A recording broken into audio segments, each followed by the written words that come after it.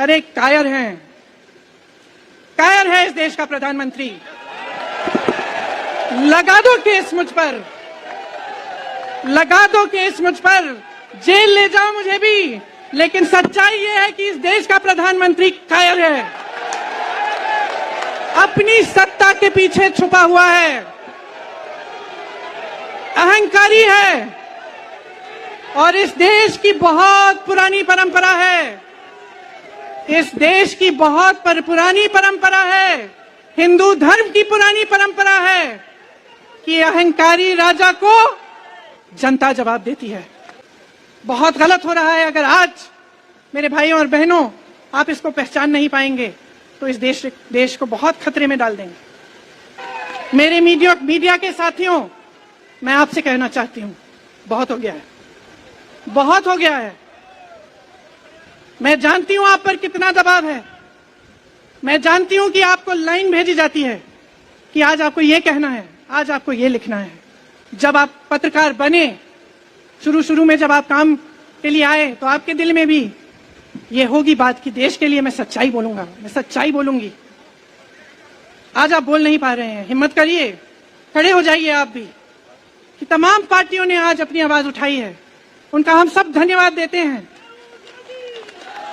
और हम सबको एक होना पड़ेगा, इसलिए होना पड़ेगा क्योंकि आज ये देश खतरे में है। मेरे देशवासियों, आंखें खोल लो, समय आ गया है, डरो मत। राहुल गांधी के शब्दों में डरो मत, इनका सामना करने का समय आ गया है। एकजुट हो जाओ, सामना करो, इस देश की सच्चाई को उभारो, इस देश की एकता को बनाए रखो।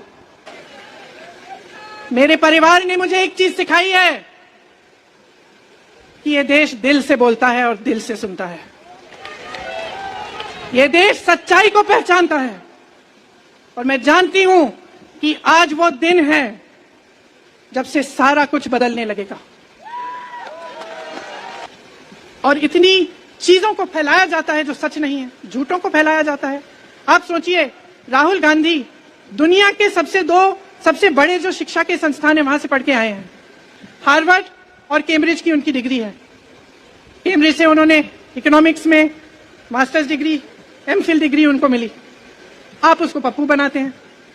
पूरे देश भर में आपकी सहायता के साथ मेरे मीडिया के दोस्तों, डिग्री आपने देखी नहीं, सच्चाई आपने देखा नहीं, उनको पप्पू बना दिया। फिर पता चला कि ये पप्पू तो यात्रा में निकल आया और पता चला कि ये तो पप्पू है ही नहीं। इसके साथ तो लाखों लोग चल रहे हैं। तो मैं पूछना चाहती हूं, एक आदमी का कितना अपमान करोगे, कितना अपमान करोगे? क्या यही है इस देश की परंपरा? आप परिवारवादी कहते हैं तो भगवान राम कौन थे? भगवान राम को वनवास में भेजा गया, उन्होंने अपने परिवार, अपनी धरती के प्रति अपना धर्म निभाया।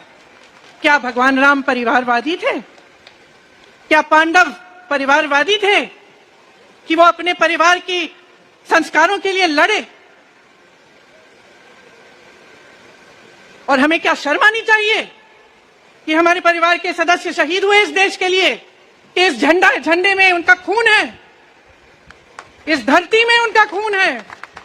इस जगह से कुछ 400-500 गज दूर यहां पर मेरे शहीद पिता के अंतिम संस्कार मेरे भाई ने किए। उस शहीद पिता का अपमान भरी संसद में किया जाता है।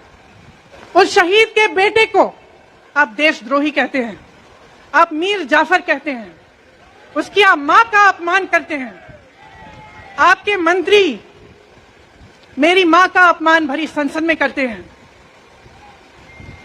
आपके एक मुख्यमंत्री कहते हैं कि राहुल गांधी को पता भी नहीं है कि उनका पिता कौन है।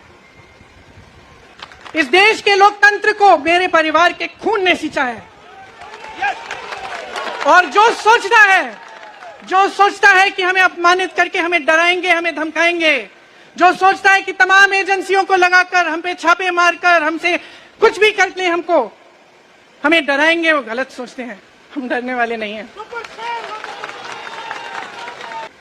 कभी कभी मैं सोचती हूं, मुझे समझ में नहीं आता कि पब्लिक क्या सोच रही है, क्या देख नहीं रही है क्या हो रहा है? क्या आप आपको दिख नहीं रहा है कि आपकी सारी संपत्ति लूटी जा रही है, एक आदमी को दी जा रही है, गिने चुने उद्योगपतियों को सब कुछ दिया जा रहा है। किसकी संपत्ति है? ये राहुल गांधी की संपत्ति है, ये आपकी संपत्ति है।